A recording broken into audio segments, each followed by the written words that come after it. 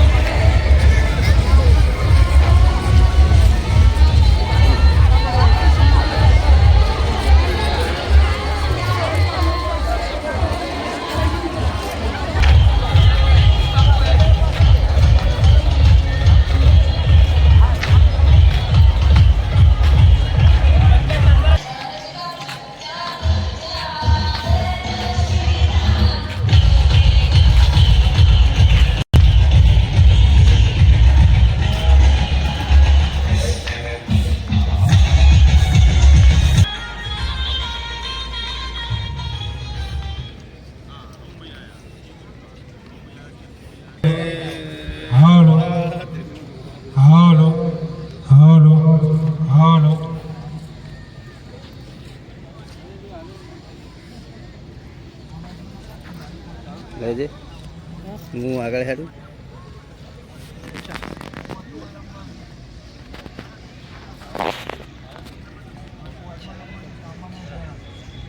હાલો હાલો હાલો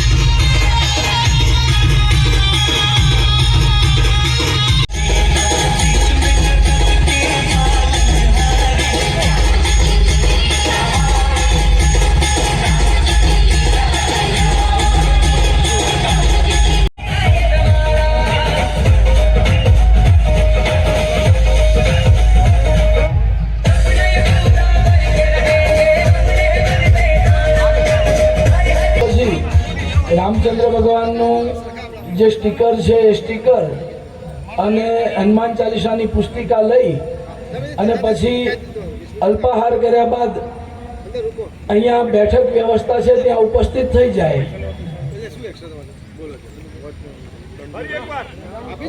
દરેક રામ ભક્તો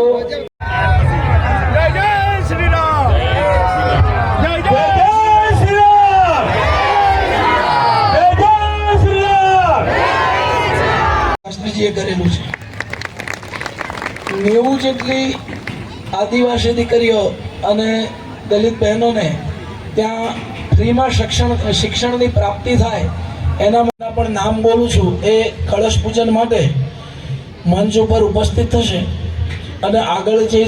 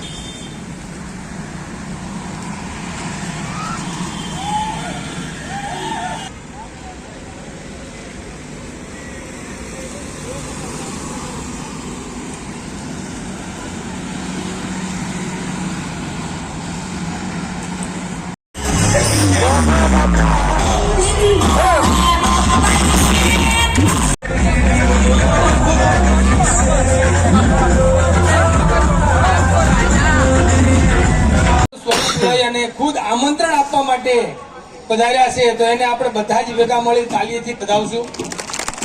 એમનું પૂજન કરી અક્ષરથી એમનું પણ કરીશું. જય શ્રી રામ.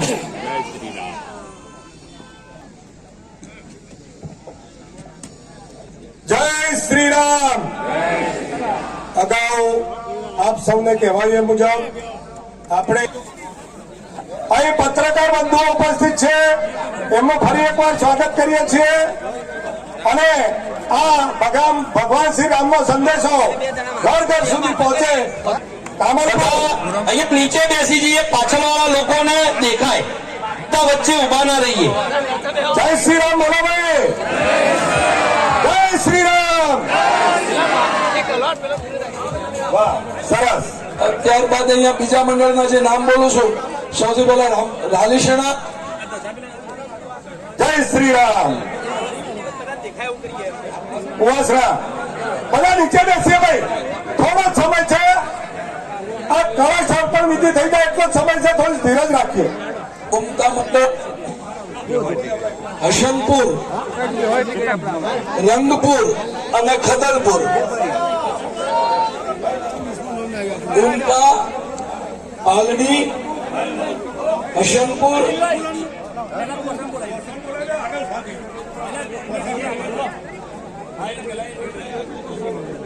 પહેલા આ યોજના જે પ્રમાણે નામ બોલાય છે આવી જાય, અને ત્યાં કાશા ગામના ગ્રામજનો પણ ઉપસ્થિત થાય છે.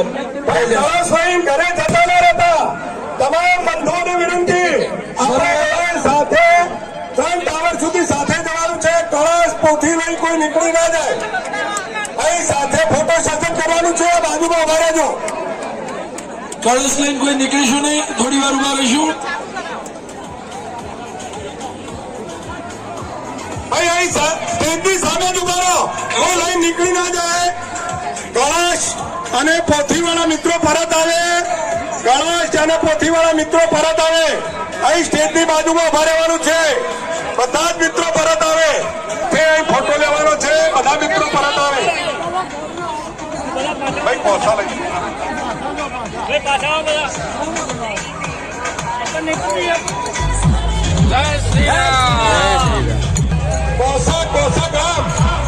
કોસા ગામ. હા, તમે લાઈનમાં પેલા ગોઠવાઈ જાઓ. વાહ, સરસ. જે પણ ગામનું નામ બોલાય છે જલ્દી અહીંયા ઉપસ્થિત થવા માંડો. ગોઠવા માંડો પછી ઉભા.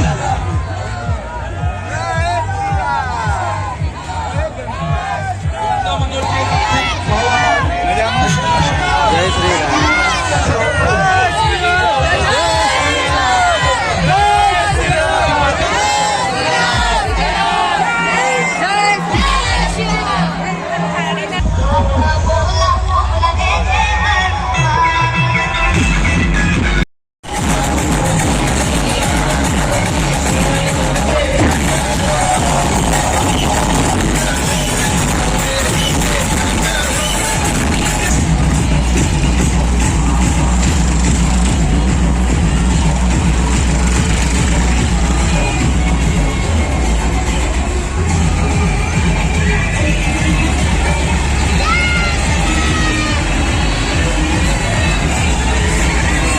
બાપાનો પરિવાર હતો.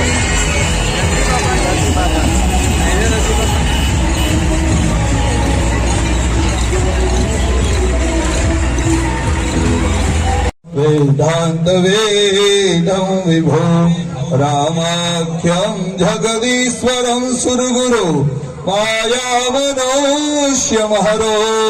वन्देऽहं करुणाकरं रघुवरं गोपालचूडामणि रामाय रामभद्राय रामचंद्राय वेदसे रघुनाथाय नाथाय सीताया पतये नमः सीताया पतये नमः। रामचंद्र भगवान सपरिवार कलश देवताभ्यो पूजन अर्चनम समर्पयामि च नमस्करोमि। जय जय श्री राम, जय जय श्री राम, जय जय श्री राम।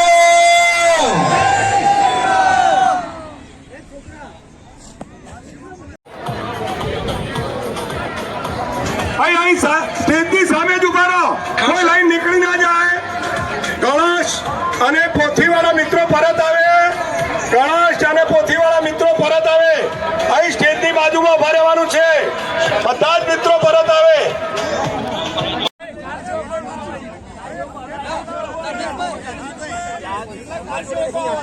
જલ્દીથી કાર સેવકો જે કાર સેવકો ના હાથે અહીંયા હાજર હોય, રામ ભક્તો કાર સેવકો જેમને પોતાના બલિદાનો આપે છે મંદિર માટે, એ સત્વરે અહીંયા રામચંદ્ર ભગવાનની પ્રતિમા આગળ ઉપસ્થિત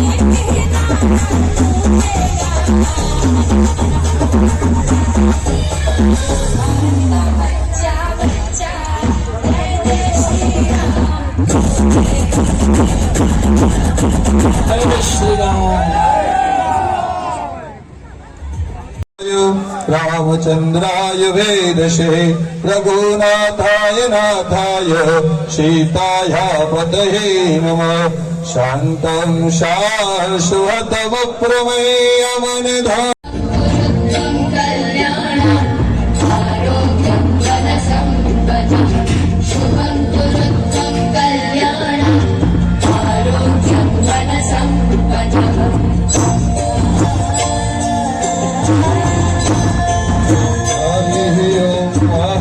भद्रं कर्णेभिः शृणुयामदेवा भद्रं पश्येमासभज्जित्राः स्थिरैरङ्गे सुदुष्टुवा कुशस्तनोभिर्वशेमहि देवहितं जदायुः।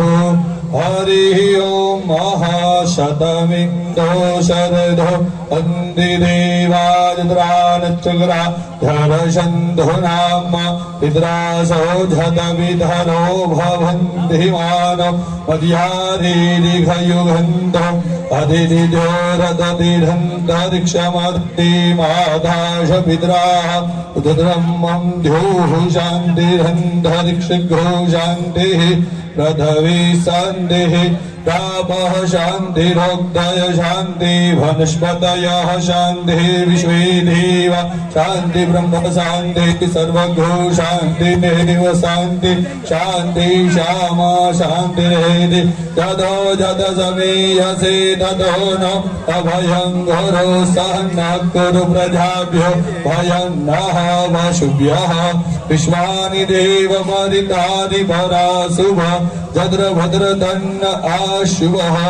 स्वस्ति न इन्द्रो वृद्धस्रवाः स्वस्ति न मूढा विश्ववेदाः स्वस्ति रक्षो हनिष्ठनेमि स्वस्ति नो बृहस्पतिः ददास्तु। हरि ओं बृहद्विश्वामरुतं वृष्टिमातरशुभञ्जवानं विदधे घुजग्मय।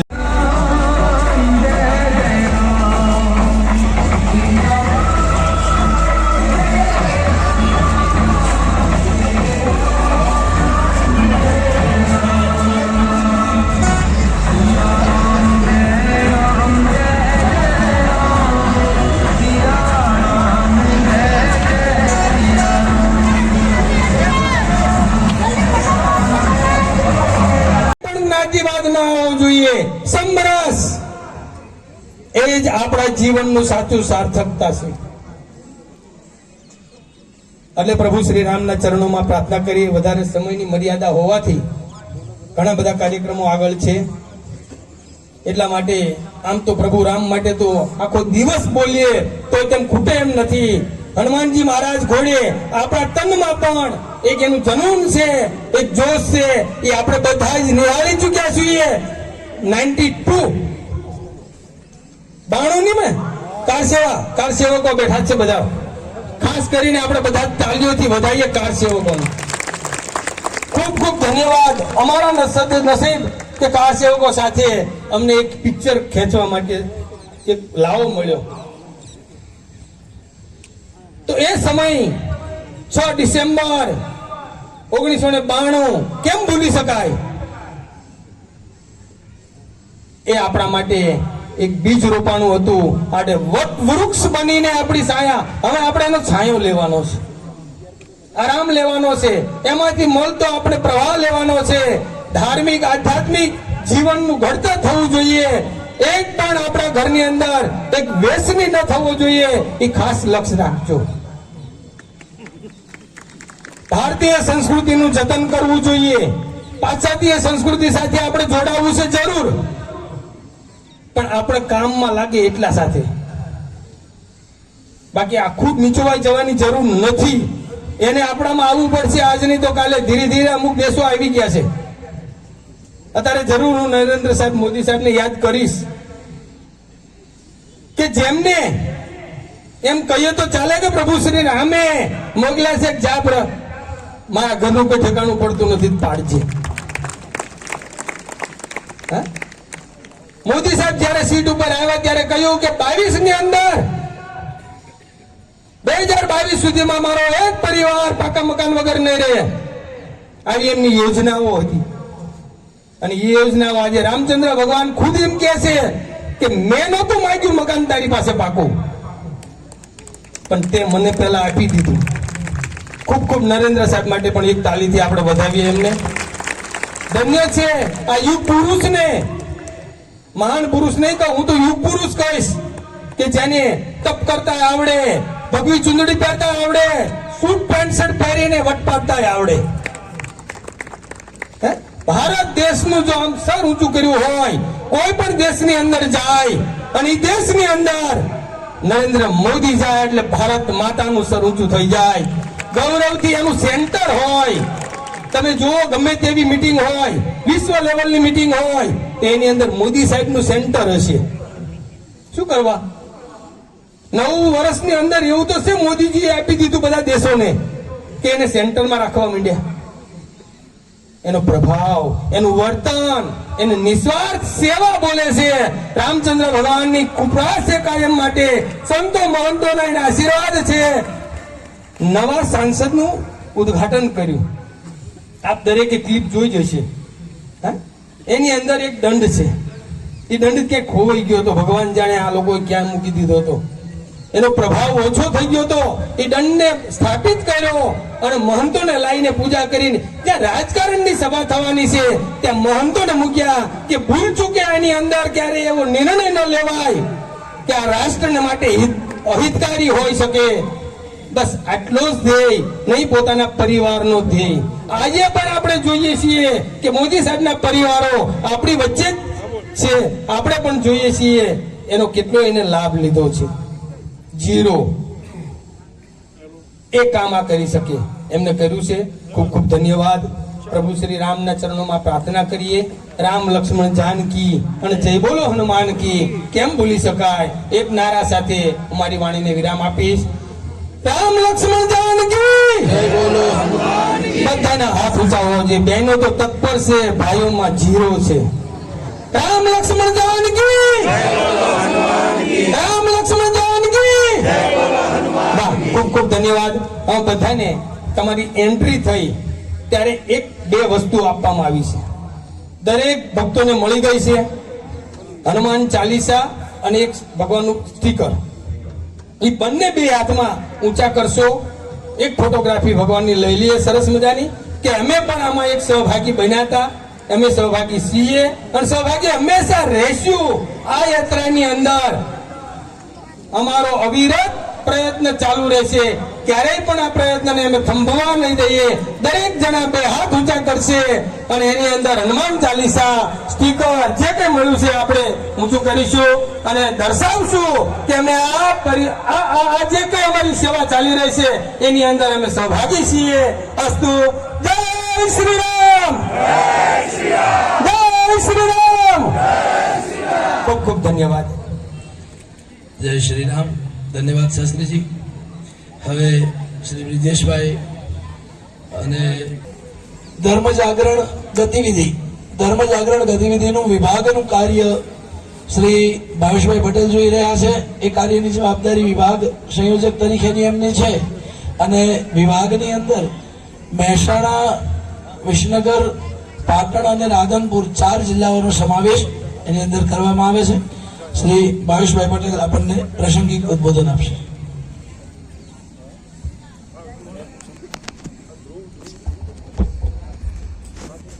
મંચ ઉપર બિરાજમાન પૂજ્ય સંતગણ, વિશ્વ હિન્દુ પરિષદના જિલ્લા અધ્યક્ષ, સૌ કાર સેવક બંધુઓ, પૂજારીગણ, સંતગણ અને સૌ હિન્દુ બંધુ બાંધવો, માતૃશક્તિના ચરણોમાં આ તબક્કે વંદન કરી આપનું સ્વાગત કરું છું. એ દિશાની કલ્પના અને જે આજે સાકાર થઈ રહ્યું છે એની વાત મૂકવાનો મારા ભાગે વિષય આવ્યો છે. બહુ લાંબો સમય લેવાનો નથી, પરંતુ આપ બધા લોકોએ જે પોતાની શક્તિનો 550 વર્ષ સુધી પરિચય કરાવ્યો છે, આ એ સાકારનું ફળીભૂત પરિણામ છે. આપણે બધા કહીએ, પૂજ્ય સંતગણો, મહેન્દ્રભાઈએ વિષય મૂક્યો, કલ્પના આપણે કરી શકીએ, તેમ છતાં મંદિરો, દેવાલયો ખંડિત કેમ થયા? એક પંક્તિમાં કેવું છે મારે, हिंदू भाव को जब जब भूले, हिंदू भाव को जब जब भूले, आई विपद महान, भाई छूटे धरती कोई, मीटे धर्म संस्थान. धर्म संस्थानो नाश पाम्या, भाई भाई थी विखूटा પડ્યા અને અન્ય ધર્મ સ્વીકારીને અન્ય ધર્મોમાં ગયા, જે આજે એક વિદ્રોહી શક્તિ બનીને આપણો જ બંધુ આપણી સામે ઉભો છે. ક્યારેક સતલાસણા, મુમનવાસ, તોતા, અમીરગઢ, ઇકબાલગઢ વિસ્તારોમાં જજો તો કોઈ કહેશે કે અમે પહેલા આ હતા પણ હવે વકલઈ ના બની ગયા. એ કેમ? તો આપણે હાથ લાંબો નહીં કર્યો ત્યારે હાથ છૂટતો ગયો અને આપણાથી વિભાજિત થયા. અને આવી શક્તિઓ જ્યારે આ દેશમાં પ્રભાવી બની ત્યારે ધર્મસ્થાનો નાશ પામ્યા. ત્યારે અકબરના શાસનમાં અને ત્યારબાદ એક હારમાળા ચાલી 1528માં એક મલેચ્છ વિધર્મી મીરબાકીએ ભગવાન રામનું મંદિર ધ્વંસ કર્યું. એ ધ્વંસ કરવાના પાછળના પણ એમના આશયો હતા કે આ દેશની જનશક્તિની શક્તિ શું છે? આ દેશની મૂળભૂત શક્તિ એ આસ્થા અને શ્રદ્ધાના કેન્દ્ર સ્થાનો છે. એ આસ્થા અને શ્રદ્ધાના કેન્દ્ર સ્થાનો નાશ કરો, આ દેશની પ્રજાનું તત્વ ખોવાઈ જશે. આ નાડ પારખીને એમને આ દેશની જનતાને સામે ધર્મસ્થાનો, શ્રદ્ધાના કેન્દ્ર સ્થાનો ધ્વંસ કરવાનો સંકલ્પ કર્યો. એટલે આજે આપણી આજુબાજુ કેટલાય ગામો એવા છે, કેટલીય જગ્યાઓ એવી છે જે ખંડિત અવસ્થામાં આપણને મળી. ત્યારબાદ એક યાત્રા શરૂ થઈ, પૂરા ભારતના ધર્મસ્થાનો, શ્રદ્ધાસ્થાનો તૂટતા ગયા. ક્યાંક કોઈએ સંઘર્ષ કર્યો તો ક્યાંક બચી ગયા.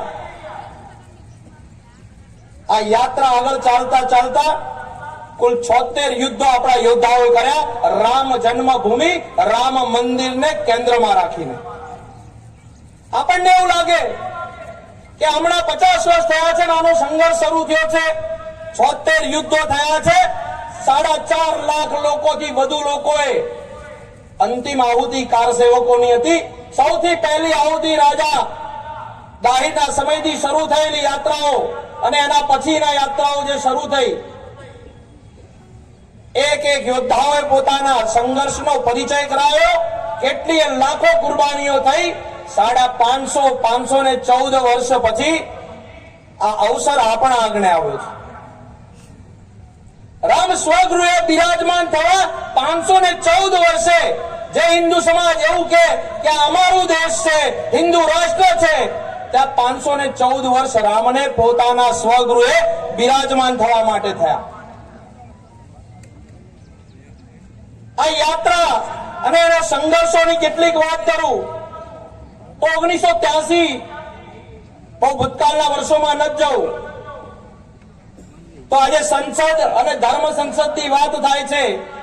સંતો માનતોની નિશ્રામાં એક ધર્મ સંસદ ભરાઈ અને સંકલ્પ લેવાયો કે રામ જન્મભૂમિને મુક્તિના માર્ગે લઈ જવું છે, ત્યાં ભગવાન રામનું હિન્દુ સમાજની આરાધનાનું કેન્દ્ર સ્થાપિત કરવું છે. ત્યારે તે સમયના તત્કાલીન સરસંચાલકજી બાળાસાહેબ દેવરાસ એમને કાર્યકર્તાઓને બોલાવ્યાને કહ્યું કે આ સંઘર્ષ 40-50 વર્ષ કરવાની તમારી ક્ષમતા છે.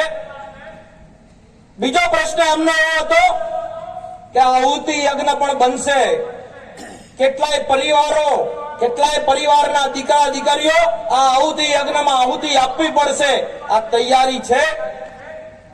જવાબ મળ્યો હા. અને એક સંકલ્પ લેવાયો અને 1989-90 સંપૂર્ણ હિન્દુ સમાજનું જાગરણ કરવાની આવશ્યકતા પડી. હિન્દુ સમાજ સૂતેલો હોય છે, મારા પાડોશમાં આયા છે, શું થવાનું છે? મારા બાજુના મોહલ્લાની પટેલ સમાજની દીકરીને લઈ ગયા છે, મારે શું એમાં? આ ભાવ આજે પણ આપણામાં નિર્મિત છે. એ જાતિવાદના ભેદભરમમાં ત્યારે સંપૂર્ણ હિન્દુ સમાજના જાગરણ માટે ગૌ ગંગા કળશ યાત્રા ગામે ગામ ફરી. સમાજના આધારે સમાજ ખર્ચો કોણ ઉઠાવશે? કોની પાસે પૈસા હતા?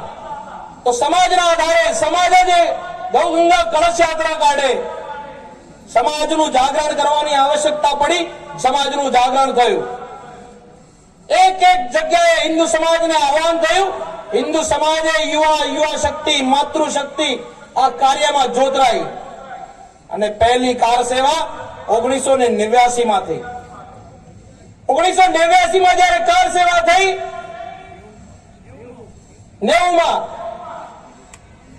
89 નો સંકલ્પ લેવડાયો, 90 એક કાર સેવા થઈ.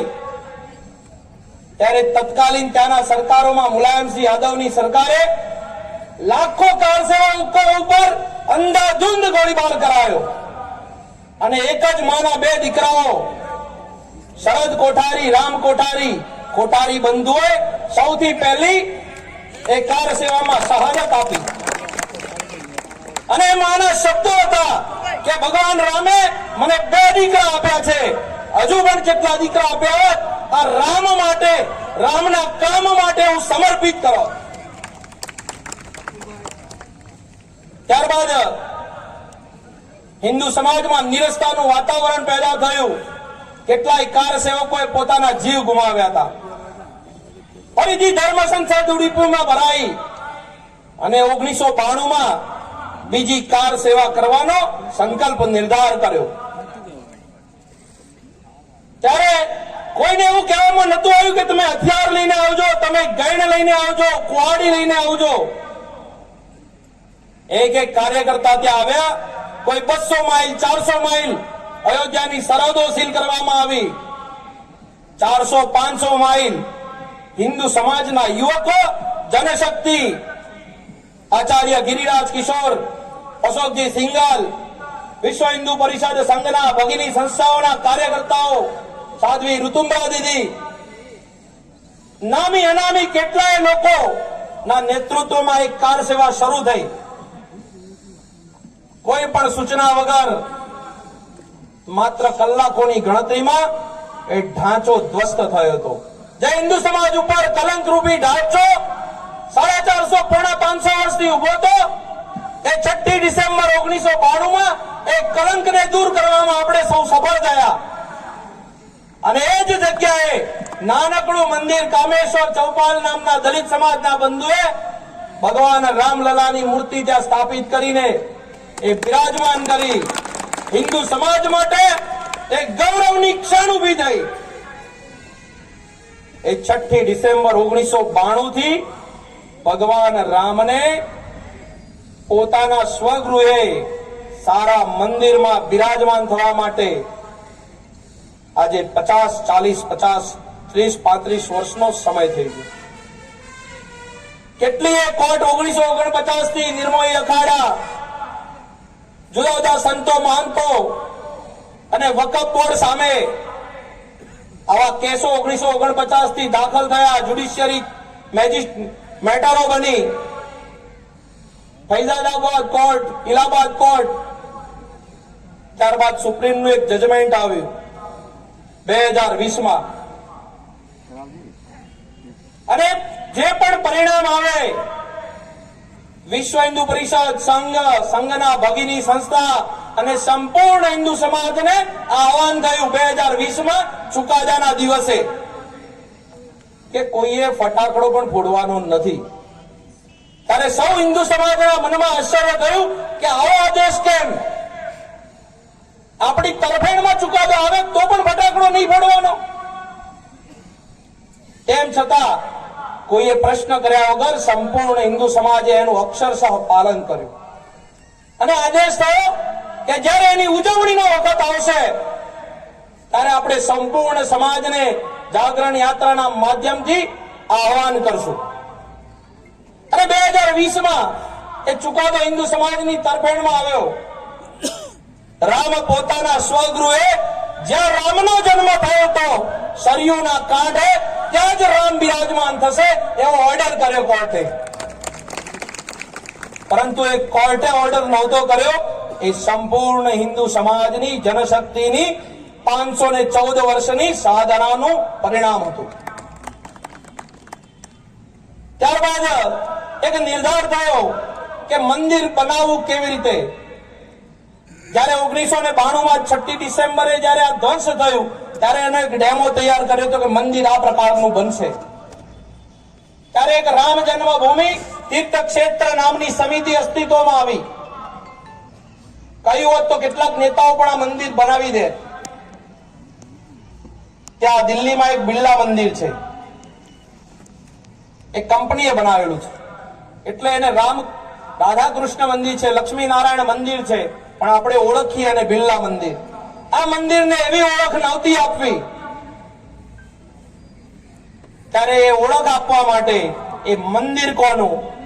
તો સંપૂર્ણ હિન્દુ સમાજના એક એક જનનાયકનો, એક એક છાપરામાં રહેતા બંધુ બાંધવનો પણ સહયોગ. ત્યારે 2020માં એક અભિયાન ચાલ્યું 45 દિવસનું, રામ જન્મભૂમિ મંદિર નિર્માણ નિધિ અભિયાન. અને એક એક ઘરેથી 1 રૂપિયાથી માંડીને અબજો રૂપિયા, 1 પણ રૂપિયાની તકતી માર્યા વગર રામ જન્મભૂમિ તીર્થ ક્ષેત્રના ખાતામાં અંદાજ હતો 800-900 કરોડનો, 2362 કરોડ રૂપિયા આવ્યા. જોગાનું જો કે એ જ મંદિરની નીચે જયારે મંદિરનું ખોદકામ શરૂ થયું, એનું સોઇલ ટેસ્ટિંગ શરૂ થયું, ત્યારે જે કોર્ટો આપણી પાસે પુરાવા માંગતી હતી, મંદિરના પાયા ખોદવાનું શરૂ થયું, 200 ફૂટ સુધી એનો બેઝ નીચે બનાવવાનો શરૂ થયો, ત્યારે જૂના મંદિરના અવશેષો પણ મળ્યા. કંઈક નક્કી થયું કે એનું પણ એક મ્યુઝિયમ બને અને વિશિષ્ટ આકારનું મંદિરના ડિઝાઇનમાં બદલ કરીને મંદિર બનાવવાનો સંકલ્પ કર્યો અને મંદિર આજે નિર્માણ થઈ રહ્યું છે. ત્યારે યાચી દેહી યાચી દોડા આ જન્મે અને આ જ આંખે આપણા બધાના નસીબમાં એ જોવાનું આવ્યું છે. એવા કેટલા કારસેવકો છે કે જેના નસીબમાં જોવાનું નથી આવ્યું, પરંતુ એમના પુણ્યાત્માઓના ફળ પ્રતાપે, એ સંઘર્ષ વીરોના ફળ પ્રતાપે આપણા નસીબમાં આવ્યું છે. ત્યારે આ અયોધ્યાથી આવેલા પૂજક થયેલા અક્ષર, આપણા જ્યાં પહેલા પરંપરા હતી આમંત્રણ આપવા જઈએ ત્યારે ચોખા આપવા, એ પૂજન થયેલા સ્વયં રામ આપણા ઘરમાં જયારે બિરાજમાન થવા અયોધ્યાથી અહીંયા સ્વયં આવ્યા છીએ, ત્યારે એક એક હિન્દુ સમાજનું બંધુ બાંધવનું ઘર જ્ઞાતિ જ્ઞાતિના ભેદ વગર આપણાથી છૂટે અને પોતાના ગામની યોજના સારી બને, ઠીક બને, એક હિન્દુ પરિવાર પોતાના ઘરે ભોજન બનાવીને જમે, સાથે ગામ ન જમતું હોય તો એ ગામડાઓ એક પંક્તિમાં જમતા થાય. કેટલાય બંધુ બાંધવોને આઝાદીના 75 વર્ષ પછી મંદિરમાં પ્રવેશ નથી. તો આવા પ્રસંગોએ આપણે સંકલ્પ લઈ શકીએ કે ચાલો આજથી આ મંદિર સંપૂર્ણ હિન્દુ સમાજના બંધુ બાંધવો માટે ખુલ્લું છે. આ ગામે ગામ આ પ્રયત્ન પણ કરવા પડશે કે જે વિશિષ્ટ યોજનાઓ આપણા સુધી પહોંચી જ છે. તો આવનારી આ 22 તારીખને આજે ઘણા ગામડાઓ ખૂબ ઉત્સાહથી ડીજેના તાલે અહીંયા આવ્યા છે. કોઈ પોતાના ગામમાં જઈને નગરયાત્રા શોભાયાત્રાઓ કાઢવાના છીએ. એ કળશને 2 દિવસ કોઈ મંદિરમાં ગામ લોકોની પૂજા માટે રાખજો અને ત્યારબાદ એનું વિતરણ શરૂ કરજો, જેથી કરીને સંપૂર્ણ સમાજના પ્રત્યેક જનમાનસ સુધી એને લાભ મળે. અને આ ઉત્સવની ઉજવણી કરતા કરતા 22 તારીખે આપણા ગામમાં શું સારું કરી શકીએ, ગામ માટે જે ભગવાન રામે કલ્પના કરી હતી રામ રાજ્યની, એ રામ રાજ્ય આપણા ગામથી શરૂઆત કરીએ. એટલે રામના પાત્રમાં રામાયણ જોયું હોય બધાએ, તો રામના પાત્રમાં કેવટ પણ છે અને હનુમાન પણ છે અને માતા આદિવાસી સમાજની માં સબરી પણ છે.